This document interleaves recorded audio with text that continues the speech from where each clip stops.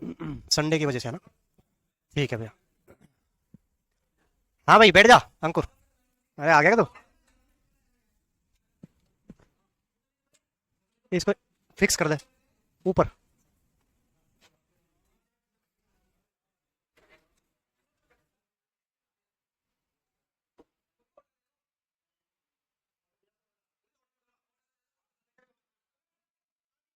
हाँ मिठाई दुकान पे चल चलेंगे सबड़ाई।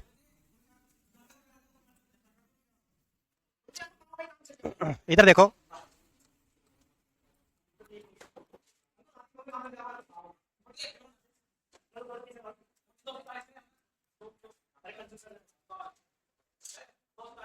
कहीं कहीं टेंशन मत करो। इधर देखो पहले पढ़ लो फिर दिखवा देना, कहीं टेंशन लो। अभी तो सब रोटी खा पी रहा है, 1 बज रहा है।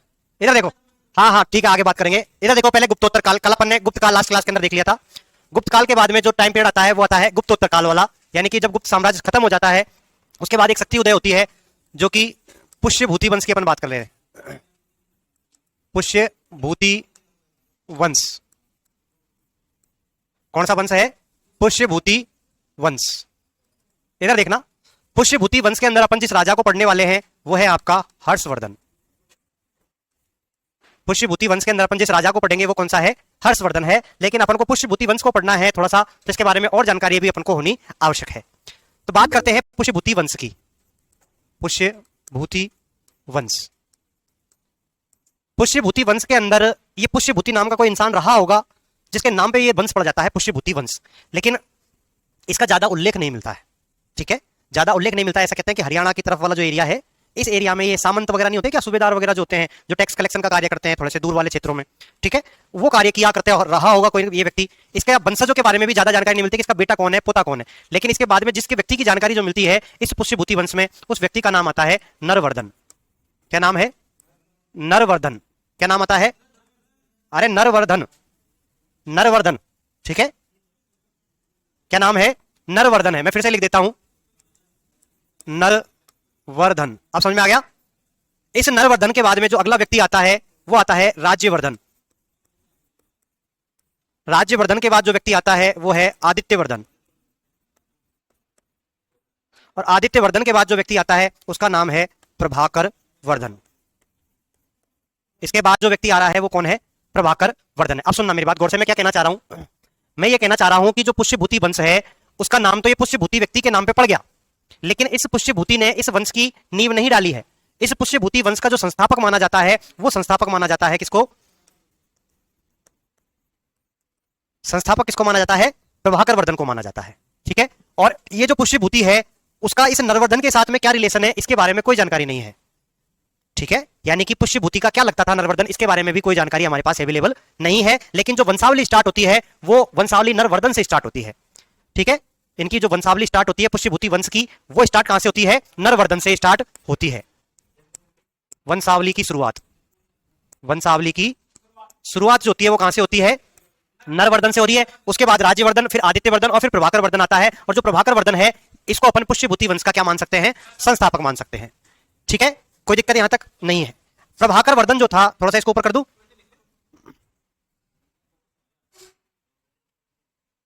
इधर देखना, जो ये प्रभाकर वर्धन है, प्रभाकर वर्धन का विवाह होता है यशोमती के साथ। यशोवती, ये कौन है? इनकी पत्नी है। प्रभाकर वर्धन की पत्नी कौन है?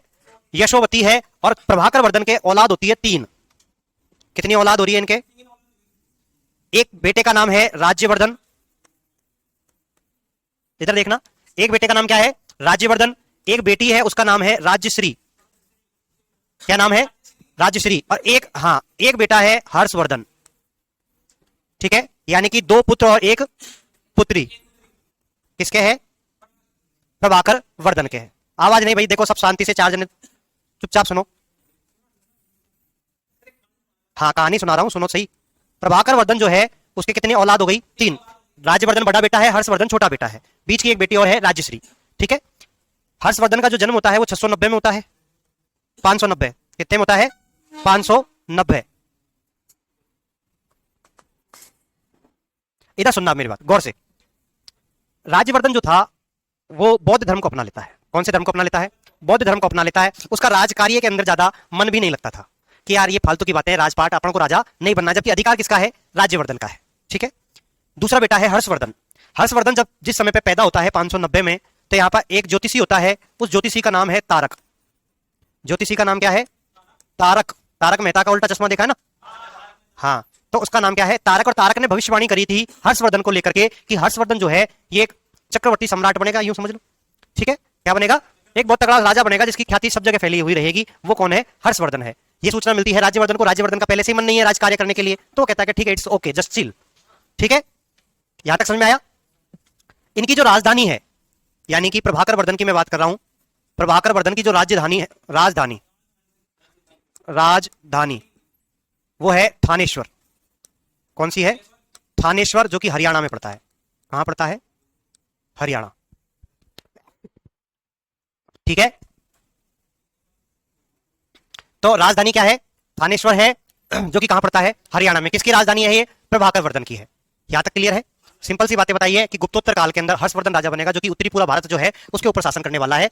ठीक है, उसके शासन करने से पहले उसके वंशावली के बारे में देख रहे हैं कि गुप्तोत्तर काल के अंदर पुष्यभूति वंश है। इसकी जो वंशावली स्टार्ट मानी जाती है वो नरवर्धन से मानी जाती है। नरवर्धन के बाद राज्यवर्धन, फिर आदित्यवर्धन, फिर प्रभाकर वर्धन। प्रभाकर वर्धन की पत्नी का नाम यशोवती आता है और इसके 3 संतान होती है, राज्यवर्धन, राजश्री और हर्षवर्धन। हर्षवर्धन का जिस समय जन्म होता है 590 में, तो एक ज्योतिषी तारक इनके लिए भविष्यवाणी करता है कि क्या बनेगा? चक्रवर्ती सम्राट बनेगा।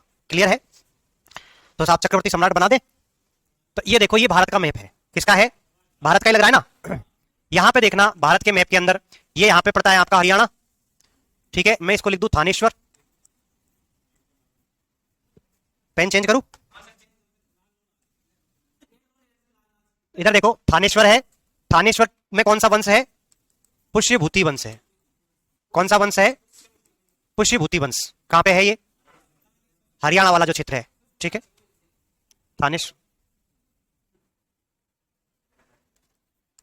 थानेश्वर। ठीक है, अब इधर की तरफ यूपी के अंदर एक जगह पड़ती है, उस जगह का नाम है कन्नौज। कौन सी जगह है? कन्नौज। कन्नौज के अंदर जो राजा है वो है ग्रहवर्मा। कौन सा राजा है? ग्रहवर्मा है। और ये जो ग्रहवर्मा है वो मोखरी वंश का है। कौन से वंश का है? मोखरी वंश का है। ठीक है, ये वाला जो एरिया है ये असम है। इसका पहले का नाम हुआ करता था कामरूप। हाँ, असम का प्राचीन नाम क्या है? कामरूप है। और इस कामरूप जो जगह है, इस कामरूप जगह का जो राजा था उसका नाम आता है, कामरूप है, भास्कर वर्मन। भास्कर वर्मन। दिख रहा है? क्लियर है? अब देखना, एक जगह पड़ती है आपकी बंगाल। यहां मान लो मैं, कौन सी जगह है? बंगाल। बंगाल के अंदर एक गौड़ वंश का राजा है। कौन से वंश का है? गौड़ वंश का राजा है। उसका नाम क्या है? शशांक। क्या नाम है? शशांक। कहां पे है? बंगाल के अंदर। कहां पे है ये? बंगाल के अंदर है। यहां पे मध्य प्रदेश का मालवा क्षेत्र पड़ता है क्या? मालवा के अंदर जो गुप्त कालों के राजा हुआ करते थे, उन्हीं में से कोई उनका परवर्ती शासक हुआ करता था। उसका नाम आता है देवगुप्त। क्या नाम है? देवगुप्त। मालवा में कौन है? परवर्ती गुप्त शासक है जिसका नाम क्या है? देवगुप्त है। इधर की बात करूं मैं, तो ये वाला जो एरिया है गुजरात वाला, जो कि वल्लभी के नाम से जाना जाता था, वल्लभी गुजरात के अंदर। यहां पे राजा कौन है? भट्टारक। ठीक है, नीचे वाला जो दक्षिणी भारत का एरिया है, दक्षिणी भारत वाला जो एरिया है, इस दक्षिणी भारत वाला जो एरिया में जिस राजा का राज था वो था चालुक्य वंश के राजा पुलकेशिन द्वितीय। कौन है? चालुक्य शासक है, चालुक्य वंश है, और नाम कौन है? पुलकेशिन द्वितीय। दिख रहा है क्या? समझ में आ रहा है? हैं? ये वाला हल्का दिख रहा है? भारी कर देते हैं, टेंशन।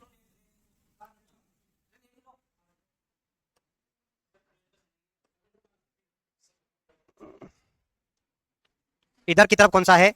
चालुक्य है। और यहां पे राजा कौन है? पुलकेशिन।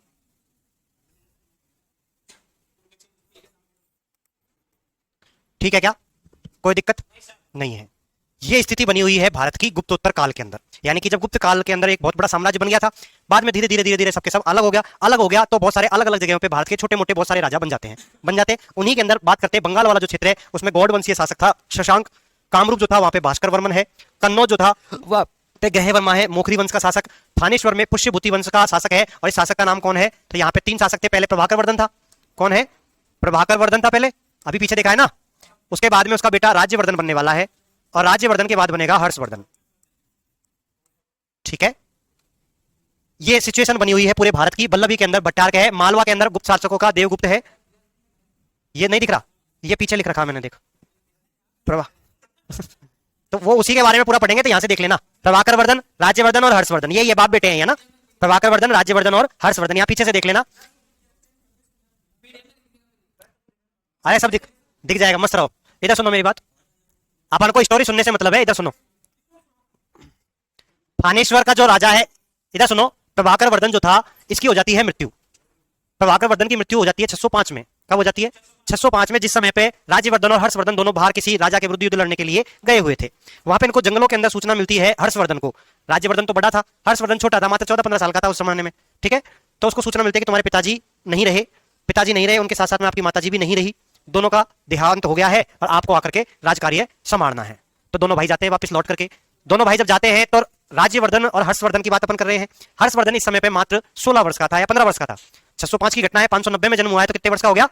15 वर्ष का था। हर्षवर्धन भी बढ़िया आदमी था। हर्षवर्धन कहता है कि मैं छोटा हूं, मैं ज्यादा समझदार भी नहीं हूं, आप बड़े भी हो, आपका हक बनता है, इसलिए राजगद्दी पे किसको बैठना चाहिए? आपको बैठना चाहिए, यानी कि राज्यवर्धन को बैठना चाहिए। ठीक है साहब, बैठ जाएंगे, राज्यवर्धन जी बैठ जाएगा, कोई दिक्कत वाली बात नहीं है। राज्यवर्धन गद्दी पे बैठ जाता है। उस गद्दी पे बैठने से पहले राज्यवर्धन की जो बहन थी राजश्री, उसका विवाह कर दिया जाता है कन्नौज के शासक ग्रहवर्मा के साथ। कन्नौज के शासक ग्रहवर्मा के साथ विवाह किसका कर दिया गया था? राजश्री का। तो मैं यहां पीछे लिख दूं क्या? राजश्री जो है, इसका विवाह आगे लिख देंगे ना, ठीक है। इसका विवाह, राजश्री का विवाह किसके साथ किया गया है? यहां लिख देता हूं, राजश्री का विवाह कन्नौज के शासक ग्रहवर्मा। ठीक है, ग्रहवर्मा के साथ कर दिया। ग्रहवर्मा के साथ करने के बाद में जो बंगाल का शासक था गौड़ वंश का शशांक, ये सोच रहा था कि ये यार बौद्ध धर्म अपना लेते हैं, ये थोड़ा सा ब्राह्मण धर्म का आदमी था थोड़ा सा, ठीक है। तो इसको लगता है कि यार नहीं, ये फालतू बातें, हिंदू धर्म को ज्यादा बढ़ावा देना चाहिए। तो ये प्लानिंग करता है किसके साथ मिलकर के? देवगुप्त के साथ। मालवा का जो शासक था देवगुप्त, उसके साथ मिलकर के प्लानिंग करता है कि यार अपन इसको निपटा देते हैं, कन्नौज वाला जो है ग्रहवर्मा, इसको निपटा देते हैं। तो ये दोनों आपस में मिलकर के, देवगुप्त जो होता है वो किसकी हत्या कर देता है? ग्रहवर्मा की हत्या कर देता है। ग्रहवर्मा की हत्या कर दी तो राजश्री विधवा होगी कि नहीं होगी? हो गई। राजश्री जब विधवा हो जाएगी तो राजश्री को बंदी बना लिया जाता है। ये सूचना मिलेगी किसको? राज्यवर्धन को।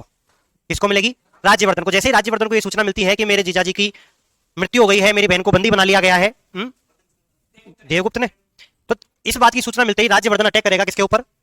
देवगुप्त के ऊपर। देवगुप्त को निपटा देगा कौन? राज्यवर्धन। देवगुप्त को निपटा दिया। देवगुप्त को निपटाने के बाद में जो गौड़ वंश का शासक था शशांक, ये शशांक थोड़ा सा डेढ़ शाना आदमी है, ठीक है। इसने क्या किया? इसने बुलाया किसको? राज्यवर्धन को कि यार शाम का रात्रि भोज पे आओ, लड्डू वड्डू खिलाएंगे आपको, खीरमोन बर्फी जलेबी है। तो साहब क्या ठीक है, कोई दिक्कत वाली बात नहीं, अपन बातचीत करेंगे घर बैठ करके आराम से शांति में। ये घर चला जाता है तो इसके खाने में कुछ ना कुछ मिला करके इसकी हत्या कर दी जाती है। धोखे से हत्या कर दी जाती है किसकी? राज्यवर्धन की। किसके द्वारा? किसके द्वारा कर दी जाती है? शशांक के द्वारा, ठीक है। अब शशांक के द्वारा जब हत्या कर दी गई है तो अब थानेश्वर जो है, इधर सुनना, थानेश्वर जो है क्या खाली हो गया है क्या? कन्नौज खाली है क्या? मालवा खाली है क्या? सिर्फ कौन बच रहा है? बंगाल का। हर्षवर्धन राजा नहीं ना, भी बच्चा है, ठीक है। तो ये पूरा एरिया खाली हो गया, मतलब एक प्रकार से इसका राजा मर गया ना, बाद में कोई और राजा बनेगा वो एक अलग मैटर करता है, लेकिन अभी तो मर गया है तो इसलिए खाली हुआ कि नहीं हुआ। तब फिर हर्षवर्धन को कहा जाता है कि आप आओ और राजा बनो इसके सेनापति के द्वारा। हालांकि शुरुआत में हर्षवर्धन मना कर देता है कि नहीं, मेरे में इतनी बस की नहीं है, अभी तो मैं बालक हूं, यहाँ 15-16 साल का, मैं क्या संभालूंगा। लेकिन फिर भी उसका सेनापति कहता है कि देखो पूरा का पूरा भारत खाली पड़ा है, आपके आगमन का इंतजार कर रहा है, आप इसको संभालो। ठीक है साहब, हर्षवर्धन को जैसे तैसे तैयार किया जाता है। हर्षवर्धन राजा बनने के लिए तैयार हो जाता है। हर्षवर्धन राजा बनने के लिए जब तैयार हो जाता है तो उसके सामने दो समस्याएं हैं राजा बनते ही। पहला तो इसकी जो बहन थी, जो कि अब मुक्त हो जाती है क्योंकि देवगुप्त तो मर गया था, बंदी से भाग जाती है। भागने के बाद में ये चाहती है कि यार मेरा कोई नहीं रहा इस दुनिया में, तो मैं तो मरूली, सती होने के लिए चली जाती है। कहां पे चली जाती है? तो विंध्याचल पर्वत की ओर निकल जाती है। ये सूचना मिलती है किसको? हर्षवर्धन को। तो उसके सामने पहला समस्या तो यह है कि अपनी बहन को कैसे बचाया जाए। दूसरी समस्या यह है कि राजा बनने के बाद में इसका सबसे बड़ा दुश्मन कौन है? शशांक है, क्योंकि उसने उसके जीजा की और भाई की हत्या करी है, तो उसके साथ बदला लेना जरूरी है। तो वही जैसे कि अर्जुन जयद्रथ को मारने के लिए प्रतिज्ञा करता है, वैसे ही प्रतिज्ञा कौन करता है? हर्षवर्धन करता है कि इसको तो निपटा करके ही चैन की सांस लूंगा। तो बाद में एक सरदार भट्टिया होता है, वो सूचना देता है कि आपकी जो बहन है वो विंध्याचल पर्वत की ओर गई है सती होने के लिए, आप जल्दी से आ जाइए, बचा लीजिए। तो वो हीरो की तरह एंट्री नहीं होती है क्या? एन मौके पे जब चिता पे लेटने वाली होती है उस समय पे हर्षवर्धन पहुंच करके डायरेक्ट बचा करके ले आता है, ठीक है। बचा करके लाने के बाद में बात आती है कि जो कन्नौज है, इधर सुनना, मेरी बात सुनना भाई, कन्नौज जो है ये खाली पड़ा हुआ है, इधर थानेश्वर किसकी राजधानी है? हर्षवर्धन की। तो कन्नौज की जो पब्लिक है वो बोलती है कि कन्नौज का आप शासन व्यवस्था को आप ही संभाले। हर्षवर्धन से वहां की जनता आग्रह करती है। जब उनकी जनता वहां पे आग्रह करती है तो हर्षवर्धन इस बात के लिए तैयार हो जाता है कि चल ठीक है, मैं सिस्टम संभालने के लिए तैयार हूं।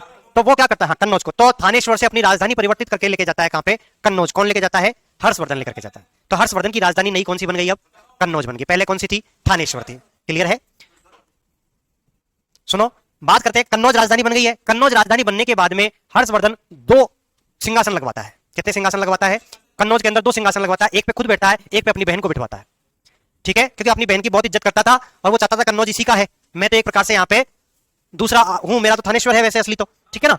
तो इस प्रकार से अपनी बहन का भी वो पूर्ण रूप से सम्मान करते हुए 2 सिंहासन लगवाने की व्यवस्था करता है। ये सारी बातें क्लियर है क्या? ठीक है, अब अपन आगे चले। हाँ, शशांक को मार देता है, लेकिन मारने का कहीं पे उल्लेख अपन को मिलता नहीं है कि कब किस तरीके से किस युद्ध के अंदर मारा। हालांकि मार देता है, ठीक है। और इसमें जो इसकी हेल्प करता है ना, वो करता है भास्कर वर्मन। कौन करता है? कामरूप का शासक जो था भास्कर वर्मन, ठीक है ना, ये इनकी हेल्प करता है।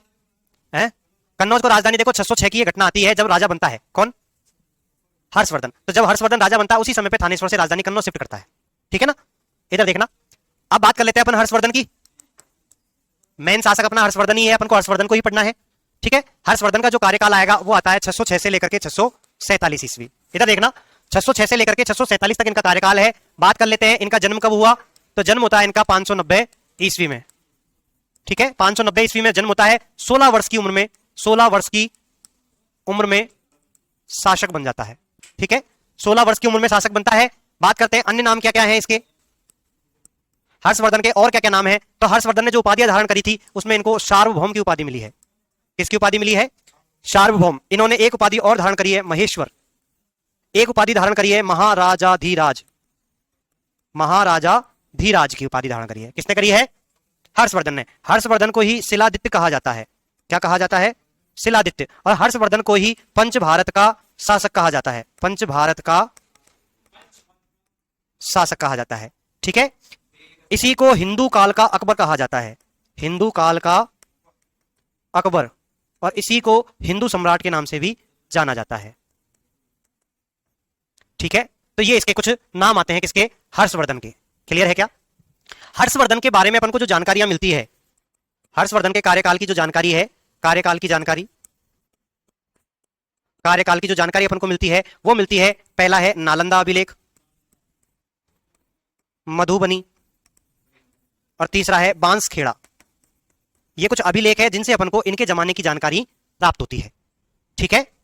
हर्षवर्धन के कार्यकाल की जो जानकारी अपन को प्राप्त होती है वो इन जगहों से प्राप्त होती है, नालंदा, मधुबनी और बांसखेड़ा अभिलेखों से प्राप्त होती है, ठीक है। इनकी जो नाम है वो ये इनके नाम आते हैं, ये भी क्लियर है। हर्षवर्धन जिस समय पे राजा बना था उस समय पे उसकी उम्र कितनी है? 16 वर्ष है। हर्षवर्धन ने राजा बनने के बाद में अपनी जो राजधानी है वो राजधानी क्या करी है? राजधानी थानेश्वर से कन्नौज स्थानांतरित करी। कहां करी? कन्नौज स्थानांतरित की, ठीक है। क्लियर है ये बातें? इंपॉर्टेंट बातें यही है। और बातें कर लेते हैं। जो हर्षवर्धन है, हर्षवर्धन की अपन बात कर रहे हैं, तो हर्षवर्धन के सामने राजा बनते समय चुनौती क्या रहती है? पहला तो अपनी बहन को सती होने से बचाना, अपनी बहन राजश्री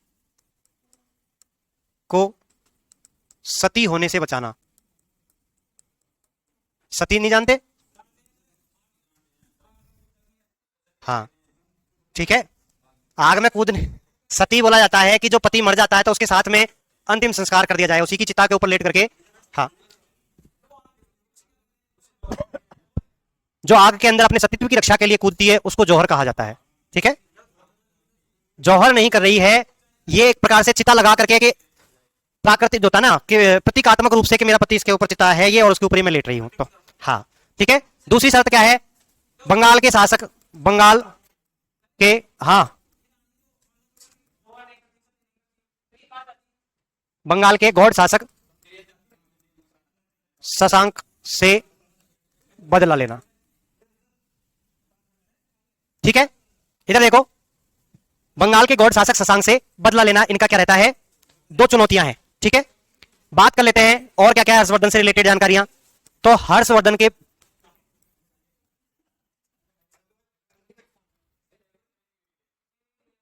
इधर देखो, हर्षवर्धन की जो पुस्तकें आती हैं वो देख लेना कौन कौन सी है। एक आती है नागानंद, एक आती है रत्नावली, एक आती है प्रियदर्शिका। देखो याद कैसे रखना है, नागानंद, रत्नावली और प्रियदर्शिका। नागों को रत्न प्रिय है, नागों को रत्न प्रिय है। नागों के पास मणि होती है कि नहीं होती है, मणि रत्न कह सकते हैं अपन उसको, ठीक है, मणि रत्नीय है, तो नागों को रत्न प्रिय है। इस तरीके से अपन क्या कह सकते हैं, नागानंद, रत्नावली और प्रियदर्शिका इनकी पुस्तकें आती हैं। इनका प्रमुख विद्वानों की अपन बात करें तो इनके विद्वानों में एक विद्वान का नाम आप सभी ने सुना होगा, बाणभट्ट। बाणभट्ट जो था, बाणभट्ट स्टार्टिंग में थोड़ा सा आप लोगों की तरह खुरापाती दिमाग का था, बुरी संगतों के अंदर रहा करता था, जिसकी वजह से उसका स्टार्टिंग के काफी जो समय है वो अय्यासी करने में, घुमा फिरी करने में ही निकल जाता है। बाद में उसको एहसास होता है कि नहीं यार, अपन ये सारे काम गलत कर रहे थे, कोई मतलब वाली बात है नहीं, अब अपन को कुछ अच्छा कार्य करना चाहिए। तब जाकर के वो हर्षवर्धन से मुलाकात करता है। हर्षवर्धन से इसकी जो पहली मुलाकात रहती है वो कुछ अच्छी नहीं रहती है, लेकिन बाद में दोनों अच्छे मित्र बन जाते हैं। बाणभट्ट ने अपनी एक पुस्तक लिखी है, उस पुस्तक का नाम आता है हर्षचरित। हर्षचरित, फालतू बातें नहीं, इधर देखो, बाणभट्ट की पुस्तक कौन सी है, हर्षचरित। और इस हर्षचरित जो पुस्तक है, इस पुस्तक में 8 भाग हैं। कितने भाग हैं, 8 भाग है, जिसमें से शुरुआत के 3 भाग और 5 भागों की अपन बात कर रहे हैं। तो शुरुआत के 3 भाग में तो बाणभट्ट ने खुद के बारे में लिखा है।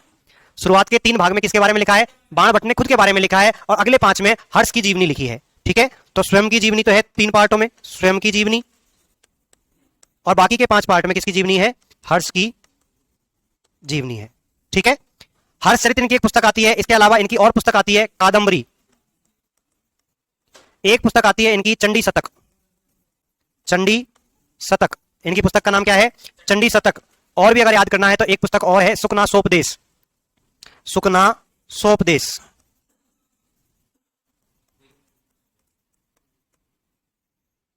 ये इनकी पुस्तक है बाणभट्ट की। क्या है ये पुस्तक, किसकी पुस्तक है, बाणभट्ट की। इसके अलावा और विद्वानों की अपन बात करें तो इनके जमाने में जो और विद्वान है उनका नाम आता है मयूर, एक का नाम आता है ईशान, एक का नाम आता है मातंग दिवाकर।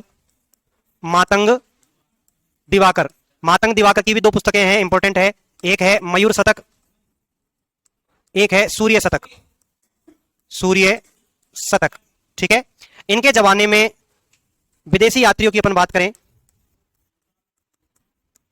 विदेशी यात्री की बात करें तो आप सभी लोगों ने नाम सुन रखा होगा, वेनशांग। ये क्या था, चीनी नागरिक था, चीनी यात्री। आपसे पूछ ले हेनशांग किसके जमाने में आया, तो किसके जमाने में आया, है से हेनशांग, है से हर्षवर्धन, है से हेनशांग, है से हर्षवर्धन, ऐसे याद रख सकते हो। हर्षवर्धन के जमाने में कौन आया है, हेनशांग आया है। हेनशांग के बारे में आपको बताऊं मैं बातें, इनका जो असली नाम है, असली नाम वो है युवान च्वांग, युवान च्वांग। ठीक है, भारत में 629 ईस्वी में आया। ठीक है, कब आया, 629 में आया था, 645 ईस्वी तक रहा। कब तक रहा था, 645 ईस्वी तक रहा था।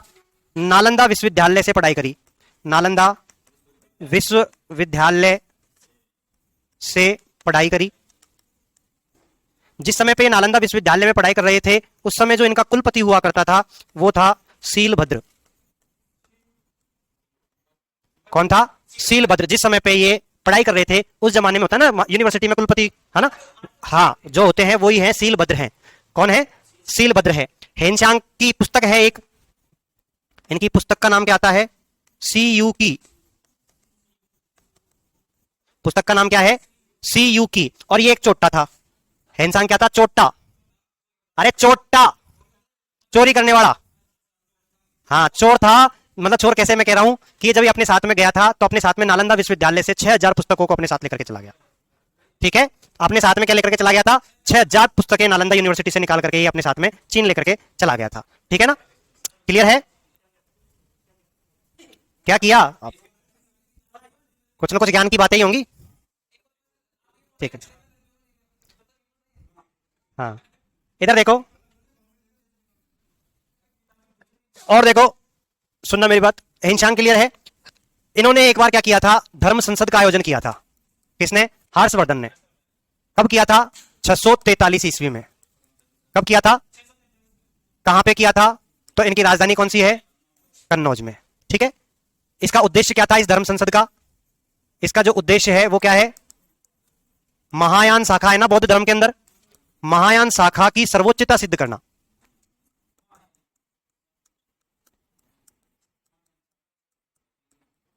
ठीक है, मतलब बौद्ध धर्म के अंदर ये बताना कि महायान शाखा सबसे बढ़िया है। ठीक है, तो इस धर्म संसद के अंदर होता क्या है कि जो हिनचांग था उसने भी पार्टिसिपेट किया। 643 की घटना 645 तक रहता है। हर्षवर्धन और हिनचांग बहुत खतरनाक घनिष्ठ मित्र बन जाते हैं। क्या बन जाते हैं? घनिष्ठ मित्र बन जाते हैं। और मित्र बनने के बाद में ये धर्म संसद का आयोजन होता है 643 में कन्नौज के अंदर। इस धर्म संसद के अंदर जो हेनचांग होता है वो जोश जोश में आकर के बोल देता है कि मेरे को कोई यदि वाद प्रतिवाद में हरा देगा तो मैं सुसाइड कर लूंगा, आत्महत्या कर लूंगा। तो वो नालंदा यूनिवर्सिटी से पढ़ लिया ना, चीनी था, थोड़ा सा पढ़ लिया, ज्ञान जिलानी, घमंड आ गया, जोश जोश में ज्यादा बोल गया। अब उसको ये नहीं पता कि यार भारत के अंदर अपने से भी बड़े बड़े धुरंधर रहते हैं, रहते हैं कि नहीं रहते। ये बात जानता है हर्षवर्धन कि ये तो बावड़ी झालर है, जोश जोश में फालतू बोल रहा है, इसको पता नहीं है अभी भारत में कैसे कैसे लोग रहते हैं। तो हर्षवर्धन ने इसको आत्महत्या से बचाने के लिए एक घोषणा और कर दी। घोषणा क्या करी कि भैया जो भी इसको युद्ध के मतलब जो वाद प्रतिवाद जो है प्रतियोगिता है उसमें हराएगा तो ये तो बाद में आत्महत्या करेगा, हराने वाले को मैं सबसे पहले मृत्युदंड दे दूंगा। ठीक है, तो इस प्रकार से हर्षवर्धन ने हेनचांग को जबरदस्ती प्रतियोगिता के अंदर जितवाने का कार्य किया था। ठीक है, ये इस जमाने की घटना है। एक महामोक्ष परिषद का और आयोजन होता है, महामोक्ष परिषद। महामोक्ष परिषद जो है इसका भी आयोजन हुआ था 643 ईस्वी में। कहां पे हुआ था? प्रयाग के अंदर। कहां पे होता है? प्रयाग के अंदर होता है। और ये हर 5 वर्ष में आयोजित की जाती थी, हर 5 वर्ष में आयोजित की जाती थी। ठीक है, इसके अंदर जो हर्षवर्धन था बहुत अधिक दान देता है, बहुत अधिक दान देता है। मतलब इस 6वें नंबर की ये जो महामोक्ष परिषद है 643 में जो हो रही है, हर 5 साल में हुआ करती थी। कहां पे आयोजन हो रहा है? प्रयाग के अंदर हो रहा है। इसमें खुद आता है पार्टिसिपेट करने के लिए और यहाँ पे बहुत ज्यादा मात्रा में दान करता है। ऐसा कहते हैं कि इन्होंने अपने अंत्य वस्त्रों को छोड़ करके हर किसी चीज का दान कर दिया था। मतलब यहां से जब लौट आए तो सारे आभूषण वस्त्र वगैरह सबका दान कर गया, सिर्फ अंत्य वस्त्रों के अंदर वापस लौटता है। ठीक है, ऐसा मानते हैं। तो ये दो चीज है, महामोक्ष परिषद और धर्म संसद। तो एक बार नोट कर लो कहां तक कर लिया था। हाँ हाँ, तभी तो मैं कह रहा हूं, ये तो लिख लिया था, अभी ये भी नहीं लिखा। करो करो, लिखो जल्दी।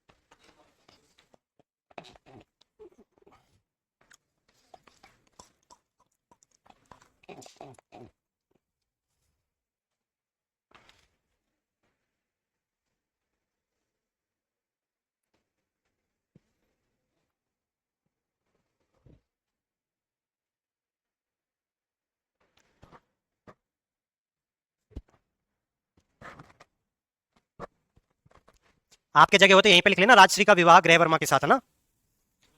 आपके जगह होगी इसी में लिख लेना, राजश्री के आगे डैश लगा करके इसका विवाह किसके साथ हुआ है? करी थी, लेकिन उसका कोई बेटा नहीं था।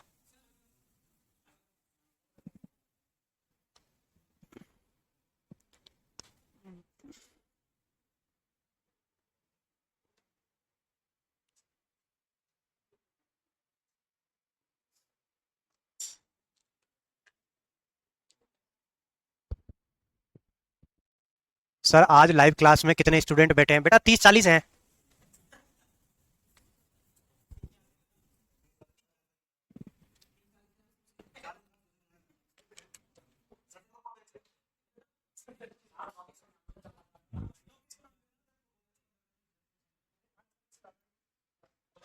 प्रभाकर वर्धन की, प्रभाकर वर्धन की राजधानी है भैया थानेश्वर, है ना, यानी पुष्यभूति वंश की राजधानी है थानेश्वर।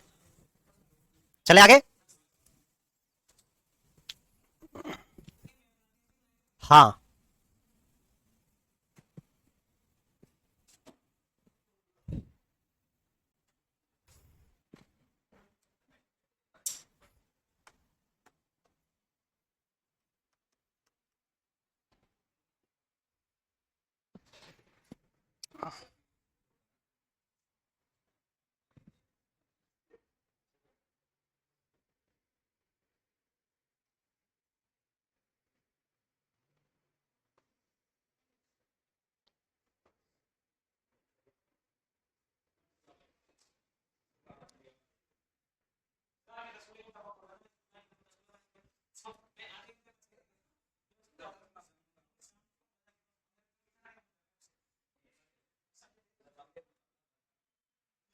लिख लिया क्या ये?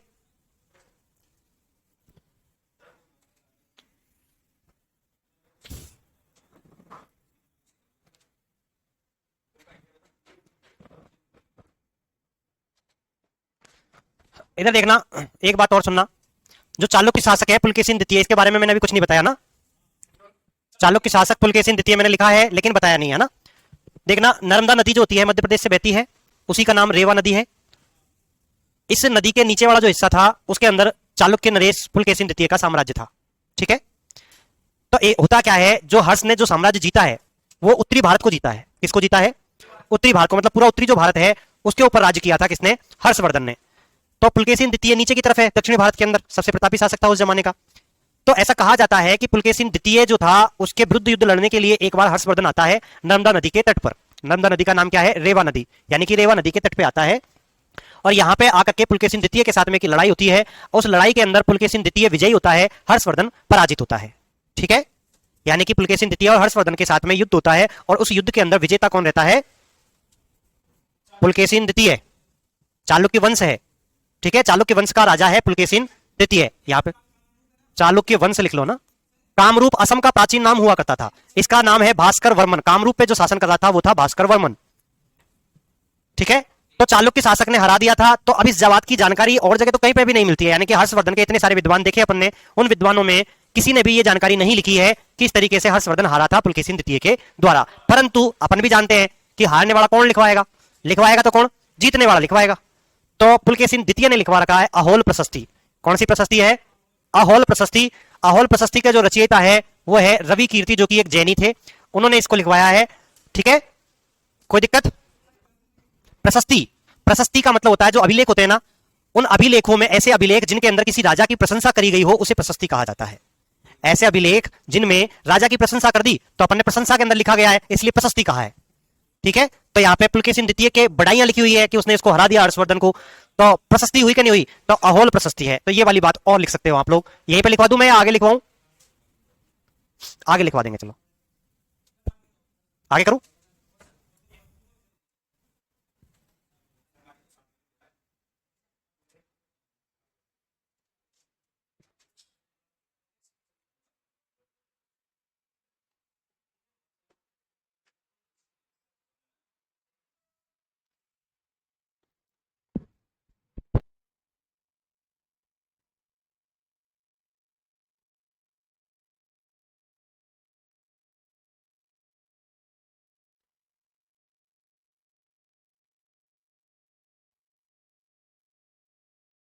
लिख लिया क्या?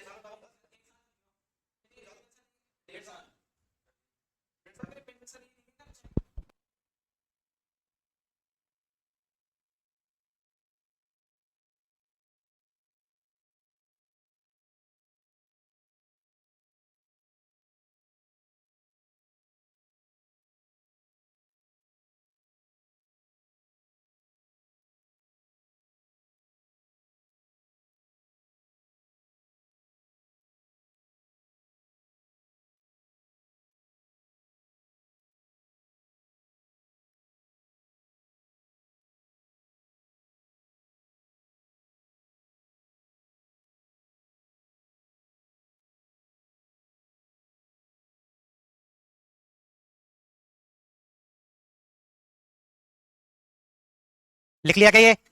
लिखो जल्दी लिखो।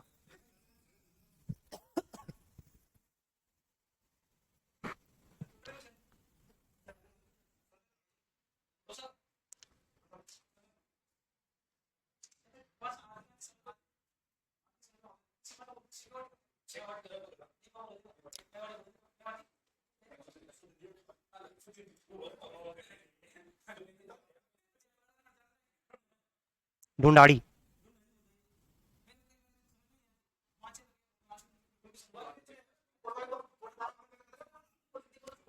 कोटा बारह वाला हाड़ोती बोलता है। लिख लिया क्या? तहसील है। बैराड़ा। बैराड़ा। अरे भाई लिखो जल्दी फटाफट, तुम तो पता नहीं जाने कब लिख... एक चीज मैं लिख देता हूं, उसके बाद तुम लिखते रहना। मैं लिख दूं पहले, फिर तुम लिख लेना। अहोल प्रशस्ति। इधर देखना, इधर देखो, अहोल प्रशस्ति जो है किसने लिखवाई थी? पुलकेशिन द्वितीय द्वारा। पुलकेशिन सेकंड द्वारा।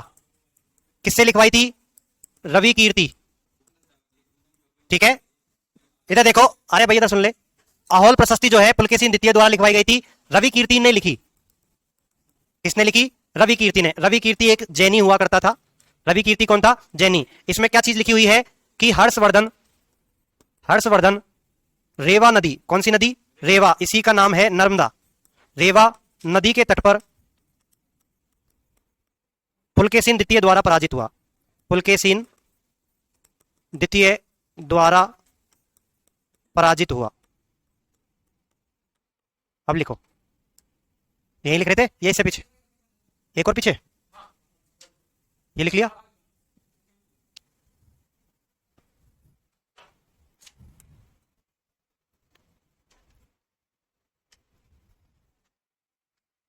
ठीक है, बाकी की बातें कल। एक ही है।